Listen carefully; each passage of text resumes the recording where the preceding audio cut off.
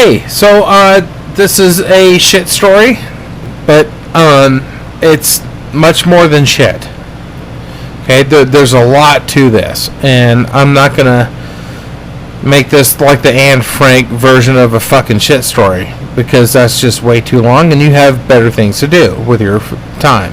So I will tell you that I used to live on a sailboat, and during this time, and I had 3 jobs, and that was professional wrestling, stunt work, and squiring for a full contact jousting show that went up and down the western coast.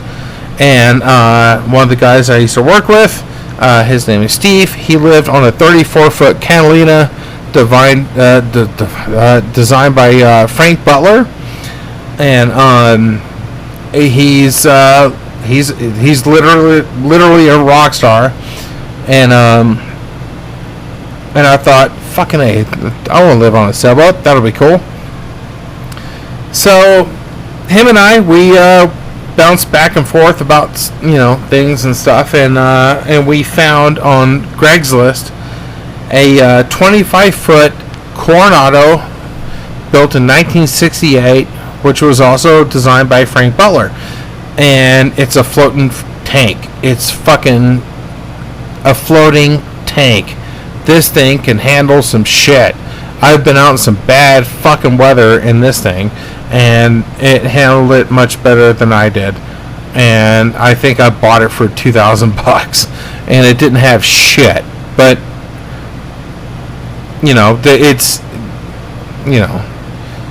it's a fucking tank on water. So that's what I needed. So I moved in, and he's living on his boat, I'm living on mine in Marina del Rey. I'm off doing 1,000 Ways to Die and doing some jousting, doing some wrestling and stuff like that. And then all of a sudden, in my fucking post office box, I got a eviction letter notice from the marina. And Steve called me, and he said that he got the same thing. So we were told to vacate the marina within 30 days. And we found out that the reason why we got evicted is because these fucking douchebags were going to gut the whole area and make larger slips for high-end yachts and people with money. And at that time, I want to believe that Marina del Rey was probably the largest small boat harbor in the world. I could be wrong, but we were asked to leave, and we didn't do anything wrong. We were just minding our business and paying our fucking rent on time. So that really fucking sucked. So being the guys that we are, we waited till the last fucking second before we were evicted. And we untied and set sail for Ventura, or Channel Islands, California, which is a bit north of Marina del Rey. And we planned things out. Steve was kind of doing his thing of like trying to find where he's going to go. If you have a boat, you have to find the right slip that could accommodate your boat. So it's really kind of tough to find a place where you can move to. So I called around, and I talked to a guy at Channel Islands Harbor, out in Channel Islands Marina in Oxnard. And I said, "Hey, dude, I got a 25-foot Coronado I need to put in a slip here, like, soon. Do you have anything?" And he said, "Oh, yeah, man, we got like 10 slips for 25s, just come on in." I said, "Is there a waiting list or any of that shit?" And he's like, "Oh, nah, dude, just show up and then tie into the guest dock and walk into the office and I'll take care of you." Fucking A. And so I believed him. like a dumbass. And if you're fucking watching this and you're a young person and somebody tells you something too good to be true, have multiple backup plans. Because people are fucking assholes. So, the day that we got evicted, we set sail for Ventura and Oxnard from Marina Del Rey. We left in gale force winds, and I snapped a line, and I got that shit squared away. And my friend Chad wanted to accompany me on my boat, and I gladly accepted his help because I needed it. It was rough getting out of there. It was rough trying to sail. I just used the storm jib, and it was fucking. It was a handful. It was a handful just with that, and a Coast Guard helicopter kept like going by and stuff, and I had the radio on, and he hit us up and stuff, and he asked if we were okay, and I said I was fine. Steve said he is fine, and the guy in the helicopter said, I'm going to be patrolling up and down from here to San Luis Obispo or whatever throughout the day, and stay on this frequency if you have an emergency, and we'll help you out. But we were fine. But it was heavy winds, heavy fucking gale force winds, and we did what we could to try and go north. And we finally reached Paradise Cove in Malibu. And it was anything but paradise that night. It was rough. But it was the only safe harbor we could find with the weather and shit. It was fucking rough. It was fucking really, really bad the entire day. Very stressful. Like I said, I snapped a line, and it was a lot to take in. Gale force winds, fucking 25-foot boat, old. It was a learning experience. So anyway, so we went to Paradise Cove in Malibu and anchored, and I had food that we had to make on board my boat, but because the rolling tide and everything, it was impossible to cook. So that was a problem. So I radioed Steve on his boat and asked him if he was able to cook anything on his boat, and he said, "Fuck no, it's rolling around. I can't do anything."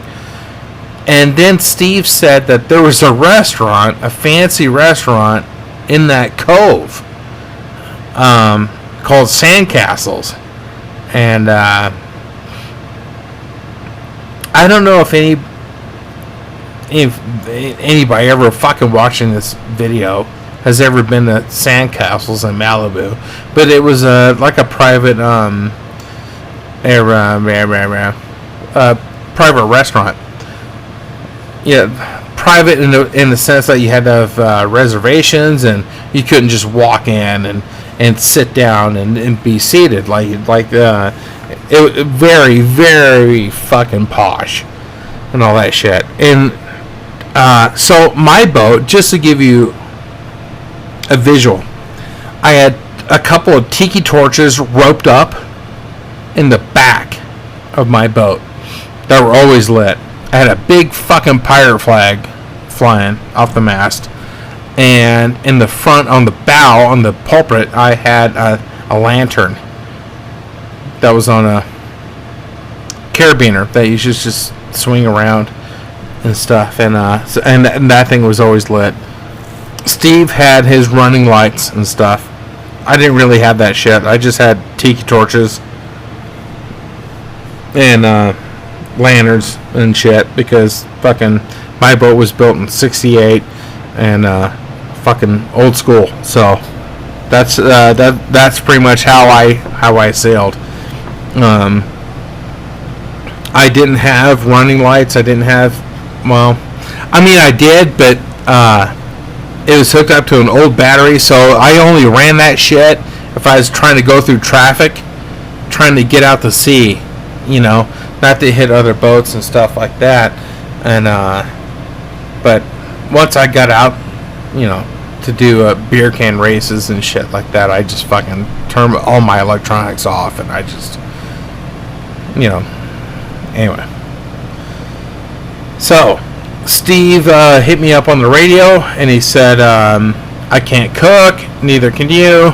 There's a restaurant in the harbor here, so I'm going to show up with my dinghy, and I'm going to pick up you and Chad, and we're going to go dine. So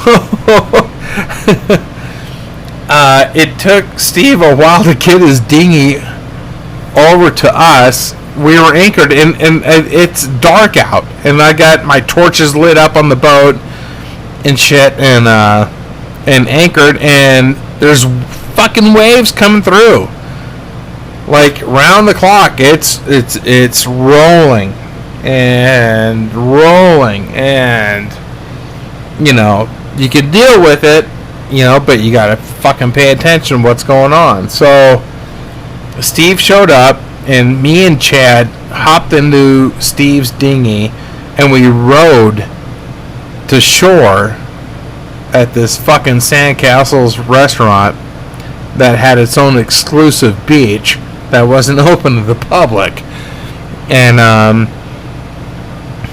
a big fucking swell came in and hit us, flipped the dinghy over, and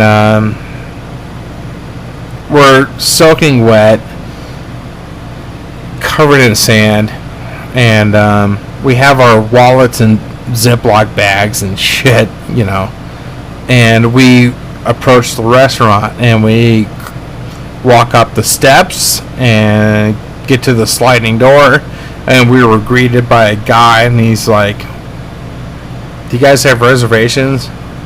And we look like a bunch of sailors that just, you know, anyway, so, and we're like, no, we don't have fucking reservations, but we need to eat some food, because we've been dealing with a gale force storm all fucking day just to get here from Marina del Rey.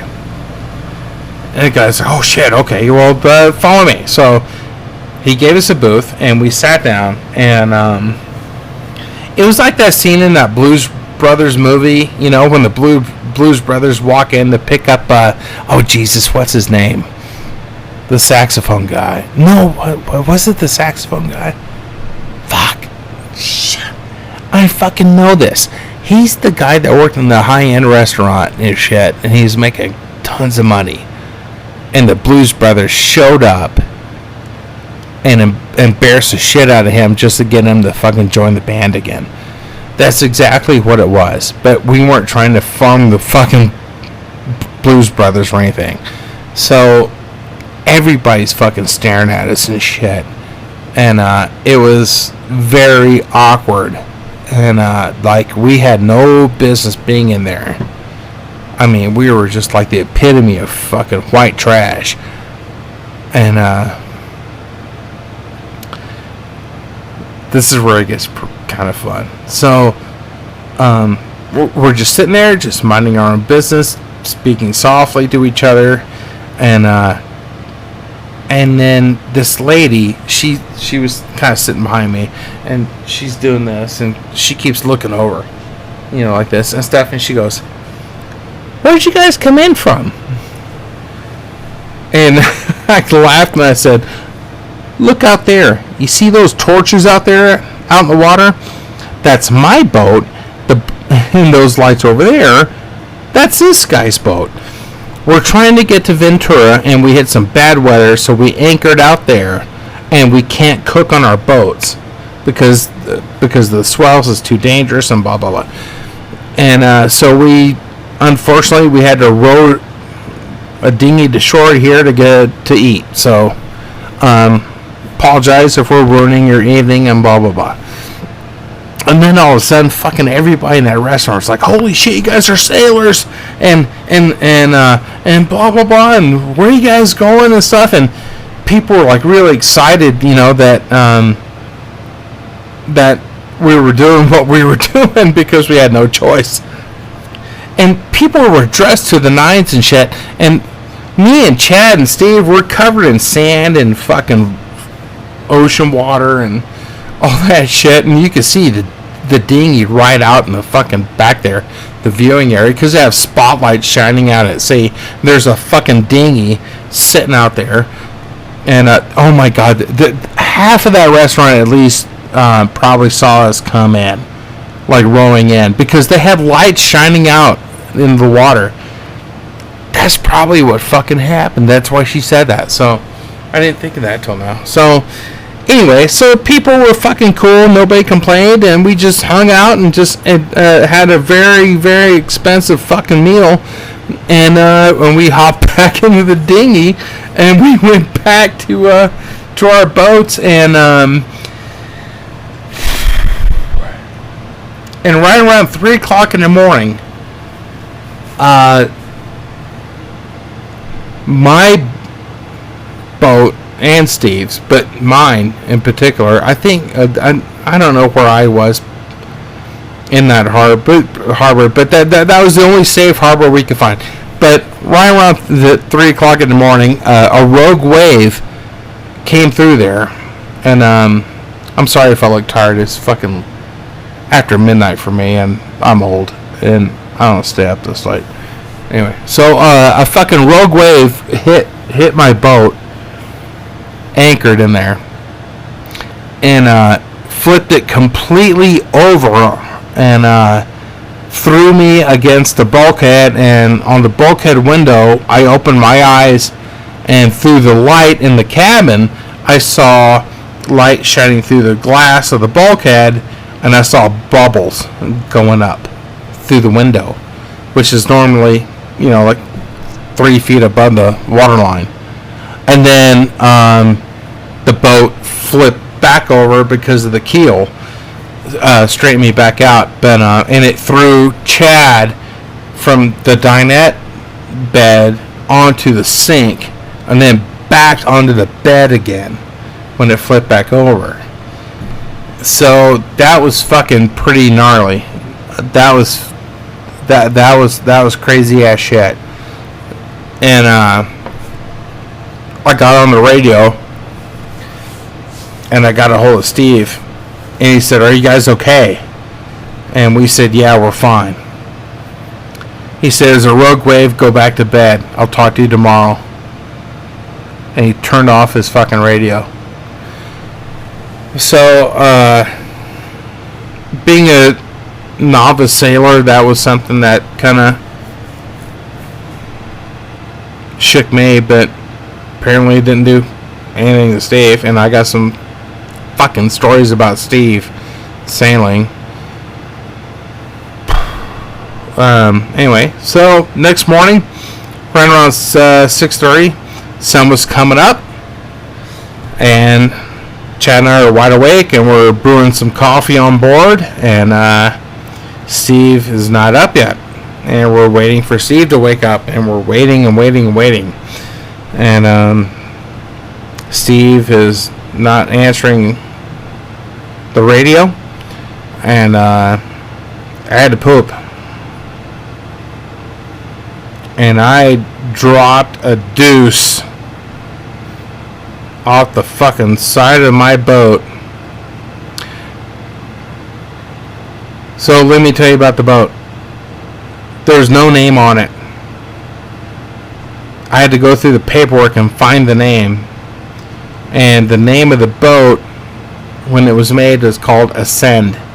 But I didn't know that at the time, because when I bought it, there was no name on it. So I always dreamed of living on a boat and being a pirate and shit like that.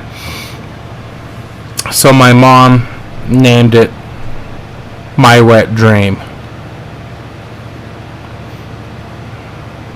So I hung my ass over the port side of My Wet Dream, and I dropped a respectable shit off the side, and it plumped into the ocean, and it bobbed its way further and further away from my boat and got closer and closer and closer to Steve's boat, and it started rubbing with the tide up against the side of Steve's boat. Reckless too. That's the name of his boat. And it just went up and down from aft to fore and just kept kissing the side of his boat. And then Steve finally got on the radio and he said, "Hey guys, ready to go?" So then we pulled anchor and set sail for Oxnard from Malibu in a rainstorm, and had the motor the whole way. And I never told Steve about my poop just gently kissing the side of his boat the entire time that morning. He never knew. Oh, and Steve's he got attacked by a fucking pelican. Oh shit. So that's something I need to fucking say. So we get underway, and Coast Guard is doing the flybys and stuff and checking on us and shit. And Steve got on the radio and he said, "I got my heading set, so my autopilot and everything, all that stuff." And he said, "Don't fucking radio me unless there's an emergency." And we're like, okay. So his boat was just cruising in line perfectly. And so me and Chad were just kind of just staying alongside Steve. And Steve's like, "I'm going to take a shower. And I'm going to do a couple other things. So if something comes up, let me know." Well, maybe like 20 minutes after. No, not even that. Like 15 fucking minutes after, a big ass pelican fucking flew in and did a flyby by Steve's boat, and then fucking flew back and then took off. And me and Chad were like, that was fucking weird. And then 5 minutes later, the fucking pelican shows up again, and it fucking flies in and it lands on Steve's boat. And here's the weird thing. It wasn't just sitting there, just kind of like doing whatever the fuck pelicans do. It was snooping around on fucking Steve's boat. It was sneaking around. And it was acting weird. And I grabbed the fucking radio and I said, "Steve, come in. Steve, it's Jay. Steve, come in." And Steve's like, "What the fuck, dude? I told you I'm taking a shower." And I'm like, "Dude, you're about to be boarded." And Steve's like, "Don't fuck with me, dude. Don't even get on my boat," and blah, blah, blah. He's like, "What's that fucking sound?" I said, "Dude, it's not us. There's a pelican on your fucking boat, dude. And it's huge. And it's like going through your shit." So Steve gently slid open the hatch and popped his head up, and he got eye to eye with that fucking pelican. And they both jumped and flipped out. And so Steve then wrapped himself in a towel, grabbed his sword that he used for jousting, and used a flotation seat cushion as a shield. And he came up from the bow, in the V-berth, popped out, and he engaged the pelican, and he took a swipe at the pelican with a sword. But the pelican was honestly like spreading its wings and coming at Steve and trying to fucking start shit with him. So it was a defensive tactic from Steve to present that fucking seat cushion as a shield and swing a sword and fucking whack him. And he whacked that fucking pelican. He whacked him pretty good, and the pelican got tangled up in the lines, but fell in the water and then flew off. And Chad and I yelled out in victory, like, yay, hooray, and all that stuff. And Steve's like, yeah, with his sword and flotation cushion. And then he went back down below to get dressed. And then that's a few minutes later is when that pelican showed up with his friends. Yeah, and Steve had to fight off a bunch of pelicans on a fucking sailboat in a rainstorm with a Coast Guard helicopter flying by, and my poop somewhere floating in the Pacific Ocean, lonely, left behind. So we made it to Channel Islands, and I tied up into the guest dock. And as I approached the office to get my pay my money for my 25-foot slip, I saw a bunch of angry people walking out with paperwork and stuff, and they were effing and jeffing. And I went inside and I said, hi, my name is Jay. A couple weeks ago I talked to some fucking dude that works here, and he said there's no waiting list for a 25-foot sailboat, and to just show up. So what the fuck is going on? And I just went through hell. And the lady said, we just gave everybody eviction notices because we have to convert our wooden docks to concrete, and the fucking city are being fucking douchebags, and that's California. So I had no place to fucking live, and I only had a couple hours of sleep trying to get to this fucking place. And so I immediately jumped on the phone because everybody just got evicted from this place, and so they're looking for a place to live, and so am I. And the only place that had had some slips available was a very fancy fucking marina that had concrete docks that were lit. Came with a gym, jacuzzi, sauna, weight room, a library, barbecues, and all that shit. And it was a fucking a very high-end, rich marina, and you get a key card to electronically get into your dock and stuff like that. So they said that they had plenty of slips, while everybody else in the whole fucking county had like a 50-person waiting list.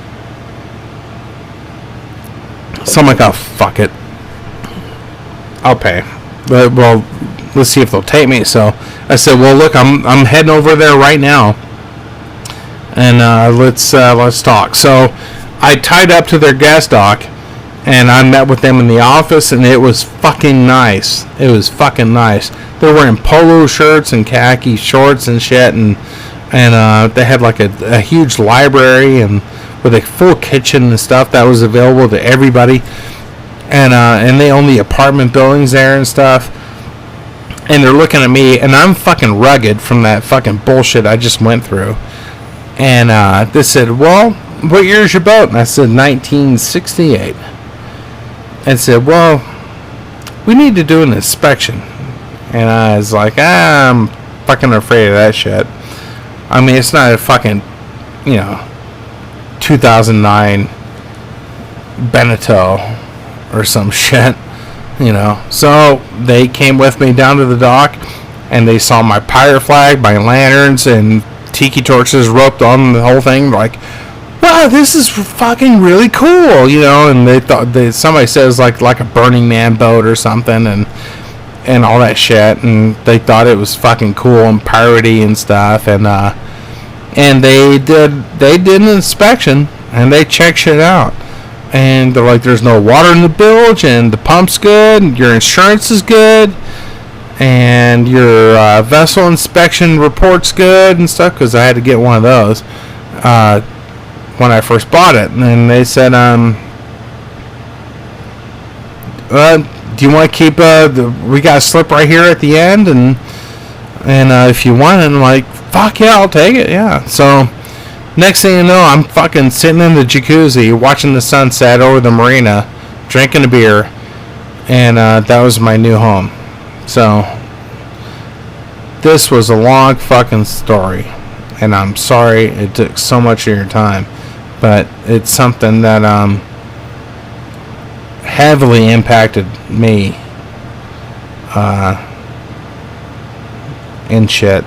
And speaking of shit, Steve had no idea that I took a shit off the side of my boat, my wet dream, and that fucking thing just bobbed its way to his boat, and it just started smearing, almost in calligraphy, Jay was here on the side of his boat. So that's probably like a at least 20-year-old story of me shitting off the side of the boat that Steve doesn't know until now. So I'm going to bed. I'm fucking exhausted. My cat got into another fight with a bunch of fucking animals down the street, and anyway, I'm gonna rub one out and call it a night. Thank you for paying attention to this fucking story and tuning in, all that stuff. I'm not that fucking funny. I got some pretty good stories though.